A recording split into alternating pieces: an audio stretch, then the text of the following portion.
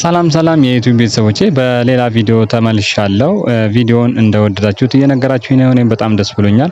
ስለ ጤና የሚጠቅሙ መረጃዎችን ማቀርብበት ነው። በዛሬው ዕለት ይዤላችሁ የመጣሁት የምግብ አለመፈጨት ወይም ደግሞ ምግብ ሆዳችን ላይ ቁጭ ማለት ነገር ሲኖር ምን አይነት መፍትሄዎችን ብንጠቀም ምግባችን ወዲያው ሊፈጭልን ይችላል፣ ሆዳችን ላይ ወይም ደግሞ ምግብ ሳይቀመጥ ይቀራል የሚለው መፍትሄ ነው ያመጣላችሁ። በዛሬው ይሄ ምግብ ሆዳችሁ ላይ ቁጭ በሚልበት ሰዓት ማድረግ ያለባችሁ ምግብ ከመመገባችሁ በፊት ሎሚ በውሃ በጥብጣችሁ በመጠጣት ከዛ ምግባችሁን መመገብ፣ አሊያም ደግሞ ሚጥሚጣ ከምግባችሁ ጋር ጨምራችሁ ብትመገቡ ይህ የምግብ ጨጓራችሁ ላይ ወይም ደግሞ ሆዳችሁ ላይ መቀመጥ ነገር ይወገድላችኋል ማለት ነው።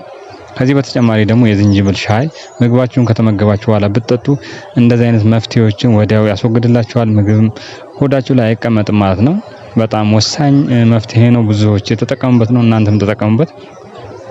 ምግብ ባለመፈጨት ምክንያት ብዙ የሚሰቃዩ አሉ። ወይም ደግሞ ሰውነታቸው ላይ ቁጭ ብሎ እረፍት የመንሳት ነገር ወይም ደግሞ ሰላም ያለ መስጠት ነገር ይኖራል። ስለዚህ ይህንን ያልኳችሁን ብትጠቀሙ በሰውነታችሁ ውስጥ ያለውን ወይም ደግሞ ሆዳችሁ ውስጥ ያለውን የሃይድሮክሎሪክ አሲድ መጠን ወይም ደግሞ ምግብ እንዲፈጭ የሚያደርገውን አሲድ መጠን ስለሚጨምርልን ውሃ እና ሎሚ አንድ ላይ በማድረግ ብትጠቀሙ ወዲያው የመፈጨት ነገር ይኖራል። አሊያም ደግሞ ይሄን ማግኘት ማችሉ ከሆነ ሚጥሚጣ የምታገኙ ከሆነ ሚጥሚጣን በውሃ በጥብጣችሁ ቀድማችሁ ምግብ ከመመገባችሁ በፊት እሱን ከጠጣችሁ በኋላ ምግቡን መመገብ፣ አሊያም ደግሞ ምግቡን ከተመገባችሁ በኋላ የዝንጅብል ሻይ ብትጠቀሙ ወዲያው መፍትሄ ታገኛላችሁ ማለት ነው። ለሚያስፈልጋችሁ ሰው ሼር ማድረጋችሁ እንዳረሱ ሁሉ ጊዜ እንደምናገረው ለሚያስፈልገው ሰው ሼር አድርጉ፣ ሰብስክራይብ አድርጉ። በጣም ጠቃሚ የሆኑ ተፈጥሯዊ የሆኑ መፍትሄዎችን ይዤላችሁ ነው የምመጣው። ቪዲዮውን ከወደዳችሁት ላይክ ማድረጋችሁ እንዳረሱ፣ እንዲሁም የሚያስፈልጋችሁ መፍትሄ የምትፈልጉት ነገር ካለ በኮሜንት አሳውቁኝ።